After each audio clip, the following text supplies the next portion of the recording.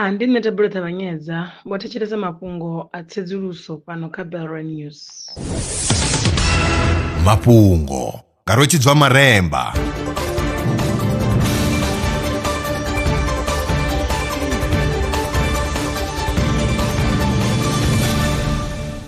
Ndo livhuwa vhukuma zwa zwino ndi tshifhinga tsha mafhungo. Vhorasaintsi vho tumbula nḓila ine zwimela zwa bveledza compound i songo ḓoweleaho ine ya nga thusa kha u lwa na cancer. U ya nga ngudo yavho, compound i vhidzwaho mytriphyline i bveledzwa nga vhushumisani vhukati ha enzyme mbili dzi wanalaho kha zwimela. I wela kha kilasi yo khetheaho ya khemikhala dza zwimela, spiroxyndole alkaloids. Ngudo yo rangwaho phanḓa nga University ya Florida yo gandiswa kha dzhenali ya The Plant Cell. Zwikhokhonono ndi thaidzo khulwane kha tsireledzo ya zwiḽiwa. U mona na ḽifhasi, tshinyalelo i vhangwaho nga zwikhokhonono i khou anganyelwa u vha doḽara dza biḽioni dza maḓana fusumbe nga ṅwaha. Vhorasaintsi vha ri mufhiso wo kalulaho u na ṱhuṱhuwedzo kha u ḓala ha zwikhokhonono. Tsedzuluso yo dovha ya bvisela khagala uri a si zwoṱhe zwikhokhonono zwine zwa engedzea nga mbalo, zwiṅwe zwi a konḓelwa u tshila kha tshiimo tsha mufhiso wo kalulaho.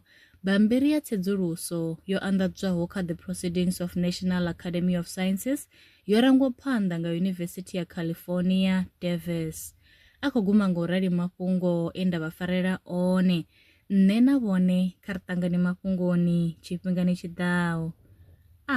Lwa miṅwaha i fhiraho fusumbe, dzina ḽithihi fhedzi ndi ḽone ḽi bvaho phanḓa khou endedza vhadzulapo vha ḽa Afrika Tshipembe. Mulaudzi Transport Service ndi khamphani yavho ine ya vha endedza u ya na u vhuya mishumoni nyendo dza kule na tsini, hu tshi katela na u welekanya mikano ya mashango a tsini na Afrika Tshipembe. Ri vha endedza vha swika hune vha khou ya vho tsireledzea. Arali vha tshi ṱoḓa u bva nga tshigwada u dzhenela vhuṱambo vhufhio na vhufhio, kha vha ri pulupele ngauri ri ḓo vha swikisa nga tshifhinga. Vha nga ri kwama kha nomboro dzi tevhelaho 083 227 0606. Mulaudzi Transport Service, no place is too far to reach.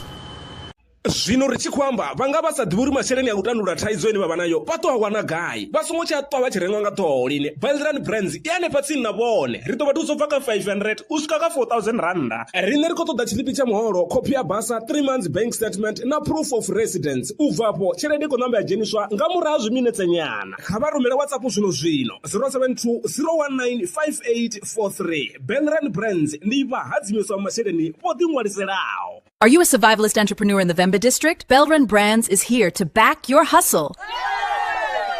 Get a loan from just 500 rands up to 4,000 rands designed to grow your business. All you need is 6 months of bank statements, 6 months of sales records, your South African ID, and proof of residence. Apply today on WhatsApp 07201958843. Belrun Brands, empowering entrepreneurs, building communities. Terms and conditions apply.